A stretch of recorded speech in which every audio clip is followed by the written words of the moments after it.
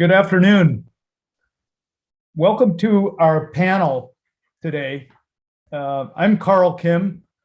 I'm a professor of urban and regional planning at the University of Hawaii, where I also direct a national congressionally authorized center, the National Disaster Preparedness Training Center, which develops and delivers training courses for first responders and emergency managers throughout the nation. I'm really delighted to be here with an excellent panel today. I changed the title a bit to Stay or Leave, Mitigating and Adapting to Sea Level Rise and Coastal Hazards in Hawaii. And we have a really excellent panel today, which includes Ed Sniffen from the Department of Transportation and Tim Johns, who is with Zephyr Insurance, and Justine Nihipali from the Coastal Zone Management Program with the state of Hawaii. We're going to be discussing on this 1-hour panel climate change, sea level rise, and different types of hazards and threats that affect the coastline. These threats are very real, they're costly, but they're also very complex. And the threat is increasing, especially in Hawaii, where so much of our development is along the coast. And we have such a deep connection to the ocean, to beaches, to nature. We also have very limited land area in Hawaii, and also the problems of isolation from other land masses and exposure to multiple threats and hazards. It's not just the storms or hurricanes, but also tsunami, volcano, erosion, landslides, and many, many other threats as well. So I think this panel is about trying to better understand both the natural and social processes and how we can better plan, manage, invest, and then take collective actions to increase the safety and security of our communities, to maintain or improve our quality of life, but also think about livelihoods and economic activity and how we can pay for these types of improvements over time.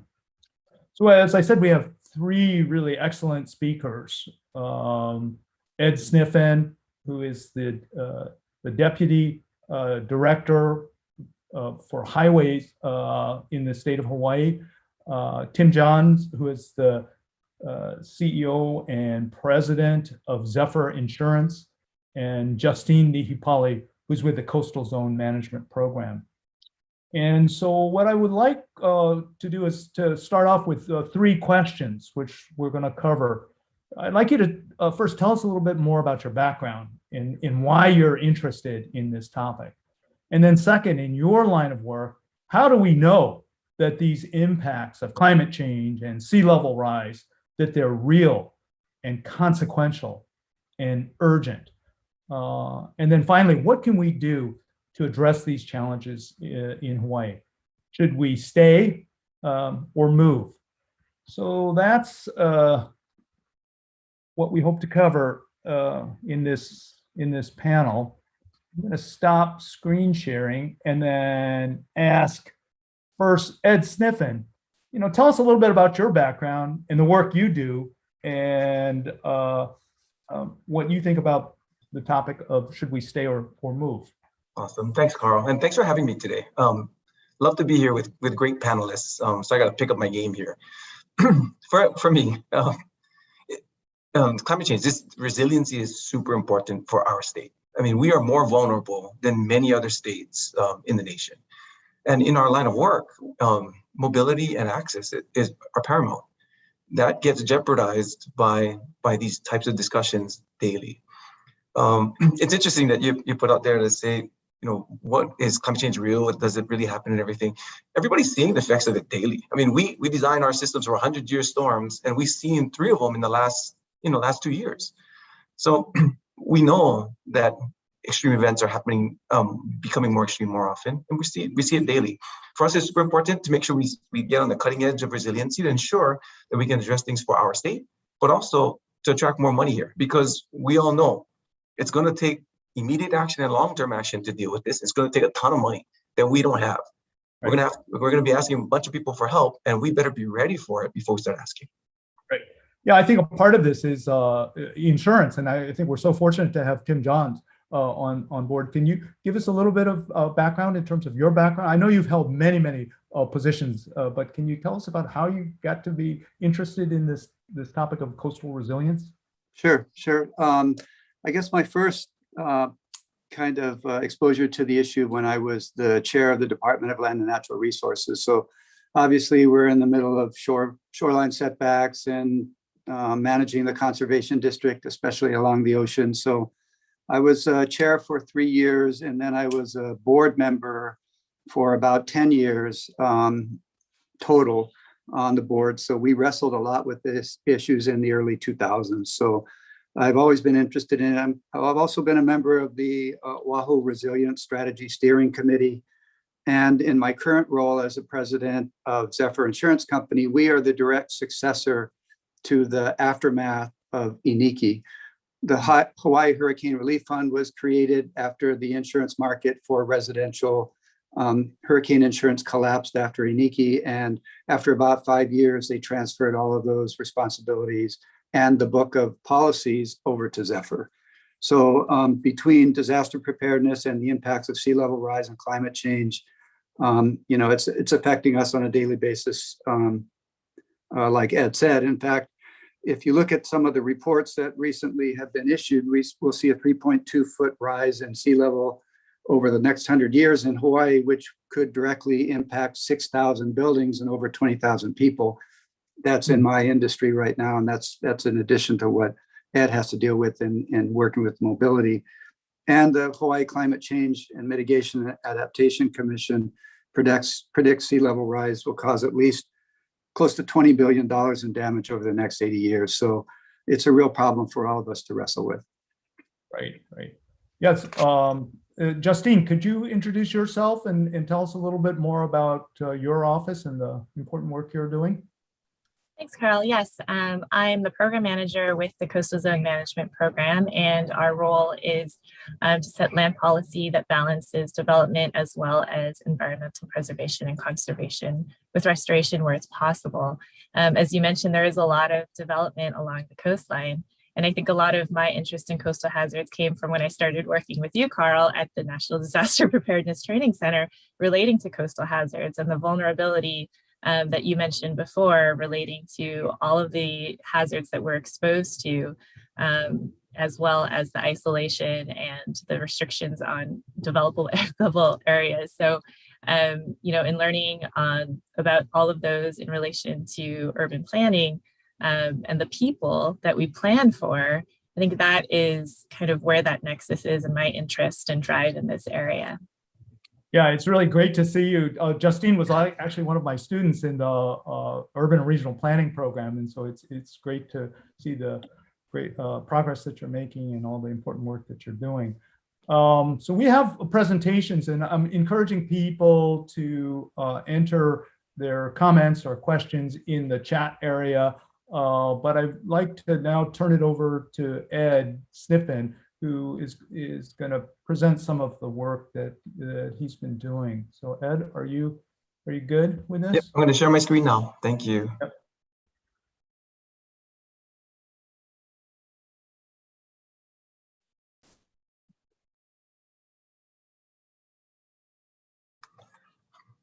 Again, thanks for having me here. Wanted to just share some information on how DOT is looking at resiliency and what the steps that we're taking. And this will be real short. Just want to make sure that we get this out there and get everybody to the question and answer period. For us, when we started looking at resilience, we started looking at it in 2003. looked at our shorelines and our rockfall areas and put together plans to make sure that we had stepping processes and prioritizations on how to address all of these things. Those plans sat on the shelf until 2016. So we took a really good step in the beginning, but we never really followed through with it. And understandably so. When you look at climate change and resilience or impacts to our system based on more extreme events happening more often, that's the gorilla that we saw 50 years down the line, something that's going to happen in the future. But every day we still got to deal with all the other issues with congestion, safety, and conditions of our roadway. So when we started looking at prioritizing our funding, that's where the funding went. We didn't really see that issue becoming a bigger issue in the short term, right? In 2016, we started repicking everything up to make sure that we can push forward on resilient systems for our communities. And so one of the biggest things that we saw when looking at our resilience plan, it takes an absolute commitment from leadership. If we don't keep that gorilla right in front of everybody to tell everybody, if we don't take these steps now, these are the eventualities that are going to occur. These are the costs that'll keep running up. These are the impacts that you're going to have on your system every day. If we don't keep that conversation going, we can get sidetracked again with the day-to-day issues that we always deal with. So of course, to understand that, we got to make sure we have our vulnerability studies in place, get our assessments done, and create a plan. So we did that for DOT. We looked at in that plan the short, the mid, and the long-term solutions. We didn't want to just focus on the big things in the future. We want to make sure that we defer towards action. Take small steps in each way that we can to set ourselves up for the big actions. And to do that, we made sure that we pilot everything. We don't like the word study. It's a four-letter word for DOT. We want to make sure that when we move towards looking at how it's going to work. If it works, awesome. Let's move and keep doing it. If it doesn't work, adjust so we can keep going, but always get that action going. Then with all of those, we're looking at the big long-term solutions of how we can realign, how we can build back our systems after they're impacted to be more resilient day after day. That's our approach. We built this approach. Like I said, we had our report, our shoreline protection report that we put together in 2003. Because we didn't do anything with it, everything was stale in it. So we updated it to our statewide coastal highway program report that we worked with to develop. In that report, we prioritized everything to ensure that we had those short-term steps, things we had to do within a year to protect the system, the midterm steps, how we can build more time in the system to ensure that we can look at the long terms. And we also put together our climate adaptation action plan. This is big for us to make sure that we had steps that we got to follow to get to a more resilient system quicker. The great thing is legislature put together an act that was passed that put Office of Planning in charge of all of this, which is awesome. now it's their job to coordinate us to ensure that we're working in the right direction. But we want to make sure that we pushed everything forward so we can assist them and give them information that we have. So hopefully we can tie everybody together. So I'm just going to go through a couple of things that we normally do in DOT to start addressing these hazards that we know that are occurring now and that we know that are coming. Emergency repairs. Everybody's seen it, right? I mean, if you've read any news in the last 2 years, you'll know that Kuema Highway along the North Shore is getting impacted daily by ocean wash and by erosion. In the past, all we would do is think, I got to protect my road. So I'm just going to build myself a retaining wall, stop my road from getting eroded, and who cares what happens to the beach? Fully understanding that anytime there's something hardened in an area, it causes more erosion outside of the hardened areas. So we stopped that. But in the interim, in places like Haula and Kava, we had to do something immediately. So we worked with DLNR, with Department of Health, and with the Corps to come up with some soft revetments, some areas that we could put in either cobble and boulder fill or bags, like Kiowa bags, to ensure that we can protect our roadway from being eroded and minimize any impacts it would have outside. But there's still impacts, and this still requires maintenance. So there's a lot of people who say, you did some work out there, but it's just a Band-Aid solution. They're right. We did this to make sure that we could do it really quick to protect the road as quick as possible so we can start developing the next solutions in that area. One of the solutions that we're considering, or the change of mindset that we have in the past, like I said, my road is my responsibility. Everything else, that's DLNR. But now we're trying to see how we can use our resources to protect our road in better ways. We're trying to see if there's a way we can passively reestablish beaches along those areas. So we did some research. We found this sand saver solution that allows us to put in a passive system that could potentially allow us to replenish the beach. And if this works, that replenishment will not only protect our roadways from further erosion, but it also redeliver something that was lost to the public a while ago. I know you guys all grew up, anybody who grew up in Oahu, you all know that those beaches used to extend 50 to 200 feet out from the roadway. Now it's 20 feet, 30 feet at the most. So if we can redevelop those resources for the community while we protect our roadway in a better way, I think it's a win-win for everybody. So again, this is something that we're not studying, we're just putting it out there, we're piloting it now to ensure that we can see if it works, see if there's enough sand out there to replenish the beaches, see if the system actually works. If it doesn't, we'll find another solution. When we started looking at our system, we had a typical way of designing things. Any bridge we replace, we'll replace it with a 75 to 100-year structure. It's concrete, it's going to be reinforced concrete because that's what we do. But we fully understand that there's routes that we have on our system that have to operate today that will not be there in 50 to 100 years. So we're changing the way we design our systems to ensure that we take into account first whether or not our standards are substandard. So we used to design for the 100-year flood everywhere. We know that there's flooding occurring even in those 100-year areas. So we're looking to see if a 250 or 500-year design storm is more appropriate for some of those portions. We're also looking at these routes where we know they're not going to be located in these areas because they're going to be inundated by sea level rise, and putting in 30 to 40-year structures, steel structures that we can just drop in place and move when we need them. So we're adjusting the way we do business to ensure that we consider the impacts of the future. We're looking at areas that we can potentially relocate now. The biggest cost in relocation is land. In areas where we know we have that land, we'll try and see how we can adjust to ensure that we can either give us more time or pull us out of the inundation zone totally. In Laniakea, we have options to relocate our long-term project, but 60 million bucks, and there's still a bunch of historic properties that we're gonna have to deal with. We know it's gonna be at least another 10 years before that happens. So in the interim, we're gonna do an $8 million small realignment that gets this portion out of the inundation zone for the next 25 years. That gives us a little more time, that takes care of some of the congestion issues on the system now, and takes care of a lot of the safety issues that are occurring with pedestrians and vehicles. So again, it's not the long-term solution that we're going to get to, but it's something that gives us more time. This is just a little example of that smaller realignment that we're considering there. In areas where we know we got to take care of immediately, Honopilani Highway is a big example.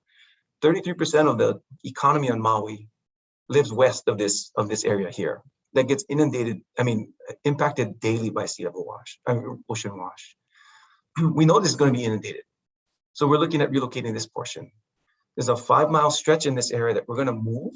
And when we move it, it's going to cost us about $90 million.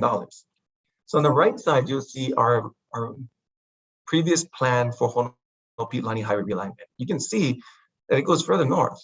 So these are the phases that haven't been built yet, C and D. Those were the next steps. Those were the considerations. We've scrapped those for now because we know the need is going further south. So we're starting up at the end of the Lahaina bypass, where it ended on the southern side. And we're building this stretch next, this 5-mile stretch that gets us out of this area, takes us out of the inundation zone, gets us out of our impacts. And again, takes care of congestion, takes care of safety issues at the same time. Hey, Ed, Yes. I'm concerned that we have 2 other presenters. Yep. I'm wrapping it up now. Okay, thank you. Yes. Yeah, we know that just focusing on resilience itself is not looking at the problem. So everything we do, we're trying to reset and green our operations. New materials, we're using CO2 and train concrete, plastics and pavement to ensure that we can try and see how we get rid of waste materials and put it into our day-to-day operations. We're changing out all of our vehicles to EVs, and within 5 years, it'll be done. That's all I have. Thank you.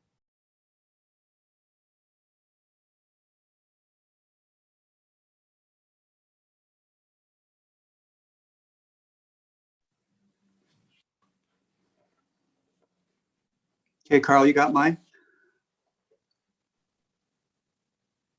So aloha, everyone. You can go through these first couple of pages. Carl, once you pull it up, you can go past this one.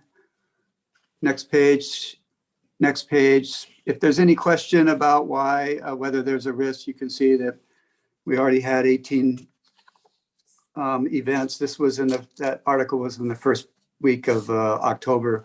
18 events in Hawaii over $1 billion each. So, but let me give you the bottom line regarding insurance up front, and then we could talk about the details. But insurance, basically, it's a tool that can help us manage and mitigate the risk of those costly damages from sea level rise, and to help in rebuilding appropriately. However, the current coastal insurance system requires several reforms to better manage that risk and manage the cost. And what people can do now is become more educated around what the problems are. And I have a slide about what the next steps might be, but to also encourage policymakers, both at the executive level and the legislative level, to hold firm on the changes that are required to make the coastal insurance system work the way it needs to, as opposed to creating perverse incentives. So you can go on to the next one. It's basically Insurance 101 for people. I don't want to drag it out too much, but basically the typical insurance contract involves a relatively modest premium collected by an insurance company on a regular basis, usually annually, with the guarantee that it would pay out a predetermined sum of money in the event of damages caused by a named peril. That's an insured event. And as you know, it's basically a tool for spreading risk and among a larger group of people, so that one person or one entity doesn't bear the entire cost of the bad luck of getting damage from a hurricane or any of the other insured events.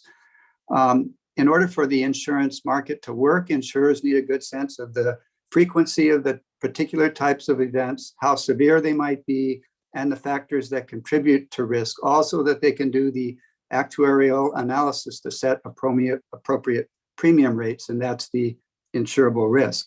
And in a well-functioning insurance market, policyholders and their communities are aware of the key factors that contribute to their risk and can take those protective actions to lower that risk, oftentimes with rate discount incentives. They'll get lower premiums if they take those steps. That's if the insurance market is working appropriately. So at a high level, insurance serves a dual role to compensate for the loss, but also to drive modifications in behavior to minimize that loss in the future. Historically, what I'm going to talk about, it basically covers private property, not the public property that Ed just went over. And then I could talk about the reinsurance market on a more global scale. Most insurers sell off part of their risk to global insurers like Swiss Re or Munich Re, who then provide insurance for the insurers. But on to the next slide. So traditionally, the problem has been many coastal property insurance markets are considered too high risk for private insurers. And the US response has been the NFIP, the National Flood Insurance Program. Even if a private insurer offers a policy or coverage, it's often fashioned off what happens at NFIP. So climate change and sea level rise have really presented unprecedented challenges to the insurance industry, which they're trying to address. But even without that, the NFIP program was in trouble. So go on to the next slide. Thanks. So $5 trillion is what the insurance industry is globally, and climate change is really shaking things up. Doesn't mean they're not doing anything or we're not doing anything about it. The next slide shows a United Nations report that was just issued earlier this year, laying out a framework on how insurance in the global scale, primarily reinsurance, but also the direct insurers, how they can enhance their ability to assess the climate change futures so that they can actuarially and more accurately set the risk of loss so that they can then set the appropriate premiums. Next slide. So sea level rise, NFIP was created in 1968. It's been amended several times. The problem, one of the first problems is that it provides subsidized premium rates. And depending on the zone that you're in, those premium rates are 1/3 to 1/2 of the true risk cost. And even before, as I said, even before there were new impacts of climate change and sea level rise, NFIP was in trouble. It currently owes the US Treasury over $20 billion, which is one of the largest financial obligations of the US government. And historically, the FEMA maps that NFIP uses do not reflect the projections, have not historically projected the projections of sea level rise, and thus are inadequate for long-lived decisions such as where to build houses and other structures. So the way the system works now, the subsidized premium rates, passing on the damage and losses to the taxpayers, and these inaccurate flood maps all are perverse incentives leading to more coastal development where it is inappropriate and less focus on resilience. Next slide. This is just economics. If you have something that's inappropriately lower priced, it's going to be overused and people aren't, it's not going to drive the proper behavior. So next slide. Again, this is nothing new. The Union of Concerned Scientists a couple of years ago issued a report on the potential impacts of rethinking flood insurance in a world of climate change, in a world of rising sea level rise. So a lot of these, a lot of the policy and other actions that are proposed by the Union of Concerned Scientists have started to work their way into the system, but not completely and not yet. Next slide. So this is the money. What is the money slide? What is to be done? If you want to improve the current system that we have now to work appropriately, not only to make sure that you have loss protection from the damages, but also to start to drive the appropriate behavior at the individual, community, and policymaker level. These are some of the changes that I think need to be done. And one of them is to actually start including sea level projections in flood maps. Two is to start raising the premiums to reflect the true cost of risk. Three is to discourage development in floodplains. There's no more repetitive losses in high risk areas. There's some houses, for example, in Houston that have been paid for by NFIP 5 times, and they just continue to rebuild it based upon the settlement that they got from NFIP. And I think that's the definition of insanity. Why do you keep trying to do things? It makes no sense. So removing unfair subsidies, there are properties that are grandfathered in certain locations or at certain prices that are well below what the true risk is. And everybody that's a policyholder is paying for those subsidies, and that's not appropriate and won't drive the appropriate behavior. The system should also allow for home buyouts and relocations, and not just rebuilding in the site that it was at. You need to communicate the flood risks to the buyers. So in every real estate sale, there should be a disclosure of what the sea level rise, projected sea level rise might be, just like their disclosure of other types of risks to home buyers. You can mandate flood insurance at a broader level, not everybody, but much broader than what it is now. It's only required by lenders for certain flood zones. And you could expand that to expand the risk pool. You could offer incentives for relocations and for upgrades, which is retrofitting, building houses on stilts, or relocating away from the flood zone. You could set smart guidelines for rebuilding, making them more climate resilient, similar to what the upgraded building codes were after Iniki. You could raise awareness of the FEMA community rating system, which is a process, an initiative, a program that FEMA has that encourages investments for better flood risk management. And in exchange for that, the entire areas, the entire community gets favorable insurance premium rates. And then the last thing is to have something that that the state and county can do is to update the protective recommendations, like the building codes, like zoning, like bigger coastline setbacks. So those are, if you take those steps, go on to the next slide. I know it's a long list, but you can see that some of these things have already been undertaken. U.S. urged, this is a slide from earlier this year. U.S. is urged to update the flood maps and the building rules. Next slide. FEMA has started to take steps to update the first real flood insurance update in 50 years. And you can see what the subheading is. While most homeowners will see lower premiums, others will face higher rates under the NFIP's long-awaited new system. So that's from April of this year. Next slide. So once those policy changes start to become evident and publicized, these are the kinds of pushback that your policymakers are going to get. Climate change could make insurance too expensive for most people. Next slide.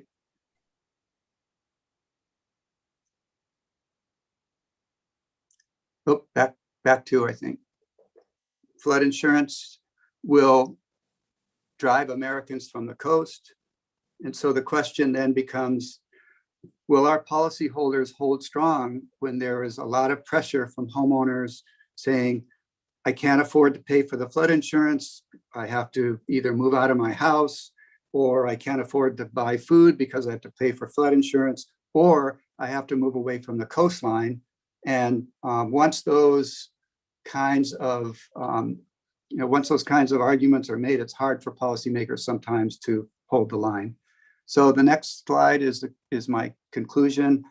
Insurance can help in managing the risk of loss from sea level rise in the short run, but mainly on an individual basis. And if sea level proceeds the way that we projected it, those losses will become too large for the insurance industry to absorb, even with the changes that they're starting to make. For example, Hurricane Iniki in Hawaii caused that residential real estate market to collapse, and NFIP is already in trouble. Reforms need to be needed. Reforms are needed to handle the losses and to drive the mitigated behavioral changes that are needed at the individual, community, and policy levels to prepare for the future. And insurance reform is just one tool to help communities realize they need to make these better decisions to adapt to climate change, such as where to rebuild, where to erect defenses, where the cost of staying might be too high. So that's my initial. I have some other stuff to talk about and some exciting new parametric insurance around insurance for the management of natural infrastructure. But I think that's enough for now. And with regard to the policy changes, I think it's on to Justine. Yeah, yes. Thank you, Tim. That was really a great presentation. And I think many of us need more of a primer on insurance and how it works, and a reminder that it's a form of mitigation as well. So I also really like the specific strategies that you identified. And so that, I think, leads us to Justine, who can talk about some of the actions in terms of climate adaptation and the strategies of the state. Oops. Justine, are you ready? Yes, thanks. Why don't you can go ahead and skip this slide, Carl, thanks. So just for context, Coastal Zone Management Program has a really broad mandate, working collaboratively with other agencies to balance economic development as well as environmental policies. But today I'd like to talk a little bit about just one aspect of our program in relation to sea level rise and the topic of managed retreat, particularly the special management area. I know a lot of people in our field are very familiar with this term. Developers are very familiar with this term. Broadly, it's a band of land that's been identified as particularly sensitive, close to the ocean, requires additional mitigation activities occurring within this area. Therefore, it requires an SMA permit, which has been primarily delegated to and administered by the counties through the planning departments and planning commissions or the council. We work with the counties to ensure that their activities are consistent with coastal zone management law. Next slide. So coastal erosion and sea level rise are particularly challenging due to the complexity of land use. There are adjacent jurisdictions among the county, state, and federal regulations. As a simple example, the DLNR has jurisdiction of submerged lands up to the high water mark, and then the county's jurisdiction includes the landward side from there. And activities that occur in the water may affect the water might need Department of Health and Corps permits, just as a start of the activities that are associated with coastal land management. And so some of the recent work that we've done to improve decision-making in this area includes funding research to support updates to UH data to provide information on the coastal erosion rates, historical and projected. That helps to inform the counties, and they use the information to inform setbacks for development to shift to the location of new development further away from the shoreline, as well as reducing risks to people's homes and to their lives as well. Next slide. Some recent studies and plan updates. We've worked with a consultant and explored in about 2017-18 the adaptation strategy of managed retreat, provided an overview level report of case studies. We invited speakers to share their perspectives on managed retreat from industries, including real estate, insurance, and economics.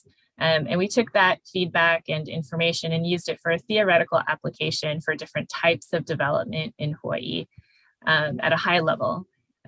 Managed retreat trip conversations are difficult. Ultimately, what we're talking about are people's homes and businesses and significant changes in their lives. And so for long-term planning, we certainly would like to do more in the realm of managed retreat to ensure that any future potential land use policy is comprehensive, also including socioeconomic implications, and is suitable for Hawaii.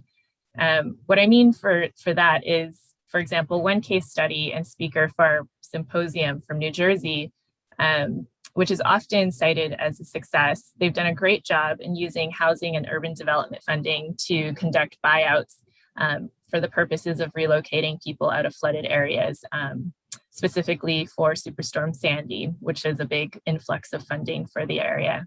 In that example, we asked what the average cost was to purchase and demolish one of those structures. At the time, they told us $300,000. And I believe the median price in Hawaii for a single family home was $750,000. So there's a scale difference that we need to really think about in Hawaii. And as Ed was talking about funding, there's a lot of funding that's needed to conduct these types of activities. The second document that you'll see is the State Ocean Resources Management Plan. It was updated in 2020. It's a statewide plan that focuses on issues that require collaboration to move forward on implementation to protect ocean health and its resources. On the right, those are the three focus areas in the plan. Sea level rise and coastal erosion are the driving forces for the development in coastal hazards area. Excuse me. Right now, we're working on initiating a study, or we'll call it a pilot, Ed, to develop a methodology to identify an appropriate scale for regional shoreline management. Rather than relying on the current practice to address these challenges on a parcel by parcel basis, this often lends to shoreline hardening as a response, with the intent to help protect the structure, but thereby affecting the beaches. The intent for this regional pilot, let's call it, is to help facilitate nearer and midterm adaptation strategies such as beach renourishment and living shorelines. Next slide. There have also been some recent policy changes at the state level that are affecting Office of Planning and enacted to address sea level rise and erosion issues. Act 45 was from the legislative session of 2020. It established the first statewide sustainability program within the newly named Office of Planning and Sustainable Development, which is where the CZM program is housed. It also expanded its roles and responsibilities to serve as the centralized state agency to work on statewide sustainability and climate adaptive planning and coordination, as well as sea level rise adaptation coordination. Act 16 amended the Coastal Zone Management Law to include consideration of sea level rise in planning. It strengthened the protection of beaches by prohibiting seawalls for private property in areas with beaches. It increased the minimum shoreline setback to 40 feet. There are counties that have their setbacks significantly further than 40 feet for the purposes of coastal erosion and sea level rise planning. and then now also includes single-family homes into the requirement to obtain an SMA permit. Previously, single-family homes were not considered development and therefore did not trigger the need for an SMA permit. Most recently, Act 178 required the Office of Planning and Sustainable Development to coordinate with state agencies that have operating or planned facilities that are subject to sea level rise and other natural hazards. As our first step, we're initially focusing specifically on sea level rise and have been working with the state agencies to gather that data. It's a great first step to understand the exposure of state building assets, but we'll absolutely have to work that information into a broader set of data, including county infrastructure, state roads and bridges, private infrastructure, and even state lands that don't have facilities on them. Next slide. So the next slide is a clip from our ORMP document, the Ocean Resources Management Plan, that includes components that the CZM program is working towards coordinating for implementation. You can see that managed retreat is included, and we're currently doing some revamping of our website to improve how we share the progress for these initiatives on our website at planning.hawaii.gov. In long-term planning for sea level rise, managed retreat, I do see a role for it to be one of the adaptation strategies that we employ, and it does have a role to shape future land use policy. A lot of questions remain about community sentiment regarding their perception of risks in low-lying coastal areas, how to prioritize and identify the areas for managed retreat, where in our fairly landlocked islands might we relocate given our housing stock and our fixed amount of land, and kind of scaling down the suite of land use tools that people are talking about at a national level and the implications that might be employed in Hawaii, such as transfer of development rights, rolling easements, changes in insurance, for example. And then talked briefly about the funding mechanism scaled to the cost of living in Hawaii. We also need to better understand, although we do have a lot of information about the implications of not retreating on organisms and animals that rely on beaches, rocky shorelines, and the nearshore environment as habitat. So that's the balance part of like the people who are using the land, living on the land, as well as the environment that we share with all the other species. And so while those require gathering of data and expertise in the areas, there's some simpler but equally important items that I think we've identified that we could all be doing better in, which includes consistent communication about our risks, broader outreach for audience for education and about coastal hazards risks. I feel like we always talk into this vacuum, so I'm very pleased to be on this panel today. And identify alternatives to traditional hardening where it's feasible. And then we also, as I mentioned, just there are a lot of complications relating to managed retreat, but we need to include it as one of those long-term adaptation strategies. Thanks, Carl. Okay. Yeah, thank you for really excellent presentations. What I wanted to do is to go back to each of the panelists and ask them to react to the material that was presented. And I'd like to start with Ed. And I actually have an opening comment to make. It seems that roads are so important. I mean, we have an expression, they're sort of the leading edge of development. And if we could get the roads, the highways in the right location, it seems that all of these other challenges in terms of planning and development might be handled. And I think you were describing some of the efforts that Highways is doing. Is there more that you would like to share with us? I know I sort of cut you off. I feel bad about that. Trying to Please don't feel bad. Wanted to make sure we got Tim and Justine in. Yeah. So for us, I think the biggest thing, you're right, Carl. Getting the roads in the right location is absolutely key. That being said, we got to know where the right locations are going to be. And that all comes from land use, which is why I was really happy that legislature passed a bill that got everything under OP. For us, we got to make sure we understand where everybody's going to be to ensure that we understand first if we need to move the road, if we need to reestablish it, and where we should put it. And I give this example all the time. On the North Shore in Kawa and Haula, we have a kilometer highway that's going to be inundated in 100 years. We know that. It's going to happen. That road is a foot higher than the residents that live next to it. That road was there to service that community. If that community gets inundated, do I really need that road now? So those are the considerations we have to make. Because if we move it, that's $1.5 billion, just that 10-mile stretch. If we can understand where the populations are gonna be, where we understand where the origins and destinations are, we can better fit where those roads are gonna be in the future and which ones need to be pulled out, which ones need to be relocated, which ones are just gonna be taken out. So. Yeah. Yeah, I think those are really good comments.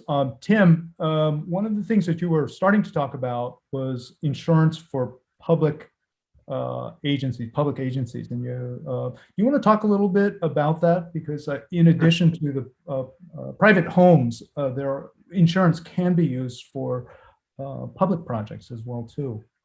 Yeah, I mean, they can be on a broad scale depending on what the government agency is willing to do. They can issue cat bonds or things like that. But I guess first I wanted to react to Justine's presentation, and I think the solutions going forward have to take what policymakers are deciding at her level, and then see if insurance can actually expedite that instead of working perversely the way it works now. So some of the changes in insurance can actually support relocation or whatever. So the coverages that we provide need to be thought of hand in hand with what the going forward policies are at the community level. What I was talking about was using parametric insurance, which is a little different than the normal insurance coverage. Parametric insurance pays off an agreed upon amount when a triggering event occurs, not a loss. So it'll say, for example, if the wind speeds hit more than 75 miles per hour, it pays off. Or if precipitation, you get more than 10 inches of rain in a 12-hour period, it pays off. Or if the sea temperature in Waikiki rises more than 3 degrees, it pays off. So it's slightly different than insurance that's really triggered by an insurable event, which is a loss of a certain type. So the approach has been to use parametric insurance to protect green infrastructure. In Hawaii, that would be using an insurance policy to protect coral reefs. For example, coral reefs off the coast of Waikiki could reduce wave energy and storm surge and reduce flooding. And this model is a fairly new model that has been used in Mexico, in a resort area in Mexico, which actually helped to restore the reef after a hurricane event. And so the feasibility of insuring the coral reefs in Florida and in Hawaii has been studied by the Nature Conservancy in connection with Bank of Hawaii and some other funders. And the state legislature just this year passed a concurrent resolution to encourage DLNR to study where parametric insurance could be used to protect green infrastructure. It could be forest, but it also could be reefs, depending on where the protective area is. And then the other side of it is, how would it be funded? For example, in Mexico, all of the resort owners in a particular area kicked in for the insurance policy to protect that reef. That would have normally been a common area, common good, that would have had to been paid for some other way. So it's just another tool to help in making sure that infrastructure is protected as well. Yeah, that's really interesting. And obviously with the effort to protect beaches and the restoration of beaches, perhaps that could be applied for beaches as well too, as a form of green infrastructure. Yeah. Did you want me to address the chat? Sure. Yeah. If we can monitor the chat, because there are interesting questions coming in, but I did want to turn it over to Justine to sort of respond to the other two presenters. Justine? Sure. I think, definitely aligns with Ed's comments relating to needing a larger scale conversation outside of DOC's jurisdiction relating to the roads. absolutely would love to see the capacity for our office to be able to do so. So send it our way if possible. But yeah, absolutely. I think one of the things that doesn't exist necessarily that we know of right now is the community sentiment relating to these conversations about where they live, where they've lived for generations, where they've recreated, and how they feel about it. And so I think those are some of the biggest starts. Some of the research and the events that have happened before talk about the community as the driver for seeing these risks and identifying what should happen in their areas. I understand that, we provide a lot of resources to support the communities and the roads and infrastructure. So that's an investment that the government also needs to take into consideration. But there's research that indicates that communities are really the driving force that for successful relocation. Of course, there are also some folks that never move, but there are some that have moved in large scale communities. So I think those what you'd said, Carl, about the roads driving it is a huge implication. And I think we're definitely looking at the index that Ed's group has created about the risks and prioritization to focus where we start having those conversations, and working with the county, who has the land use jurisdiction, to include in their community development plans potential areas that might be permanently inundated and may need to be downzoned, as well as areas that are going to need better design guidelines that we can still maintain potentially in the midterm, but need to at least be elevated and flood proofed, et cetera. So I think those are some of the considerations, and definitely would like to, NFIP is a big one, incentivizes repetitive loss. That's absolutely something that's being worked on at the federal level as well. So would like to see, what happens in that arena. Yeah, I think we're all at UH very interested in pilots as well too, for different types of technologies and systems. We're looking at floodable roads, permeable pavements, other types of green infrastructure tactics. So I'll try not to use the four-letter word, right? But again, Ed, I don't know if you want to talk about some of the adaptive, you described some adaptive technologies or adaptive approaches that DOT is considering. Yeah, so we're working with the Nature Conservancy to see how we can adjust some of our standards to ensure that we get greener solutions that are out there. And of course, easiest ones for us was to use technologies that were already available. CO2 entrained concrete is something that's already available, that's already being done in certain areas. We air and train the hell out of concrete all the time. So adding CO2 into it was pretty easy, but it was a good capture. It increased the strength of the concrete so we could reduce the amount of cement that we put into it, further reducing our footprint. Stepping into other areas to try and encapsulate plastics into our AC, not being done that big. In India, there's some areas that are using it, but there's concerns about leaching. So we're working with UH to see really what the concerns are. We're going to be piloting it in different roadways to ensure that we can test them and see how it looks. If it operates, we're going to move, and that's going to be our new standard. We're looking at permeable pavements in different locations to ensure that first we don't increase drainage or runoff where we're putting our new roadways in. But second, to ensure that when we start getting these inundated pavements that get inundated more often, we have a system that can be more resilient in the short term. So those are all the pushes that we're making. We're making sure that we tie in with the other states to see what they're doing on their infrastructure. So we don't have to recreate anything. We just pull everything in, try them out on our own system.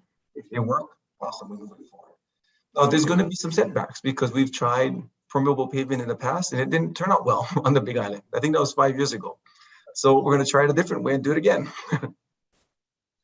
Yeah, Tim, there was a question in the chat about repetitive loss cases in Hawaii. Do you want to talk a little bit about that? Sure. Yeah. I mean, I think the question is a good one because that's one of the major changes, I think, at least at the beginning, to signal to anybody, to signal to the community that, it doesn't make any sense to continue to do that. There aren't a lot. I mean, there are a few in Hawaii. Most of the time, this has happened in Houston, in that area, and those areas affected by in the southeast. That's when there's been a lot more. Louisiana, those parts of Texas, Mississippi. That's where it's happened more. It hasn't happened that much, but the audience member who said that this needs to change, absolutely. I mean, that's one of the first things that would. I think the overarching message from my side is that insurance should be a tool that works hand in hand with what the policies are trying to do, not work against them, such as allowing people to rebuild in the same place 5 times. Yeah, we have another question that was put in the chat about hurricanes, and I think it's related to both the frequency, but more about the intensification of events, the rapid intensification as we've seen. I think there's some debate in the scientific community as to whether or not the number of hurricanes will increase, but certainly we know that the intensity and the variability exists. And so I don't know, Justine, if you want to respond to that or comment on the climate-related impacts to the storms and hazards we face. Well, from the state level, I know that there's a lot of work that's being done with the Emergency Management Hazard Mitigation Forum. They're really trying to include pre-planning for disasters, hurricanes by getting funding to the state through the BRIC program, which now allows a little bit more funding towards planning for rather than responding for, which has been a recurring cycle that I think drives some of the challenges with climate change, is where we've flooded the reconstruction aspect of it. We've also worked with, right now we're doing a design zone standard for essential facilities in tsunami hazard, in tsunami design zones. So certain structures that have to withstand tsunami loads, if there is to be one, have stronger building standards. So FEMA loves building standards. We've done wind design standards as well. The variability is interesting. I think what's hard with Hawaii is that we have these unique, discrete areas that have had impacts. Like the Kauai area, Kauai in 2018, for example, is isolated generally to that area for the major destruction. And it's really challenging to predict where these rain systems are going to go, and the precipitation changes that are going to happen with these events. So, I think outreach and communication still is the key, because people have to be prepared for themselves, because, we could impose as many regulations as possible, but enforcement and costs to do so ourselves are really not going to be palatable. So I think people need to really start thinking about it for themselves as well, because things are going to be different than they have been in the last centuries, and it's going to change a lot.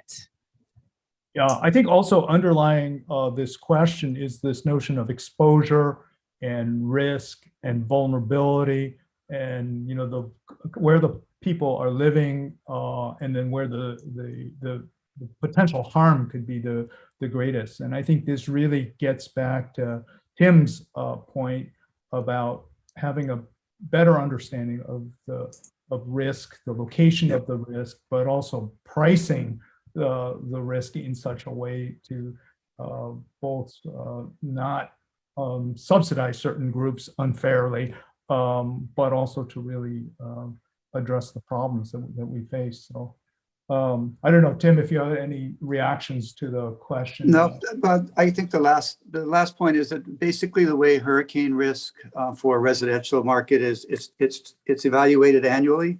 There are two primary models. They're algorithmic models that are approved by the insurance division, and and as long as the prediction of risk for each year comes in, and the reinsurance companies also evaluate that, The problem with those models, and then that's how rates are set, and then that's how risk is evaluated, and that's how the insurance division just determines whether the insurance coverage that Zephyr has for its book of business is appropriate. The problem with those models is that they're, as you know, primarily historic. They look backwards and then say that's what's going to happen going forward. And the rapid changes driven by climate change, the models need to be more forward-looking and more predictive in that way. And that's a hard thing. And that's what the UN and others and smart people like you, Carl, are working on.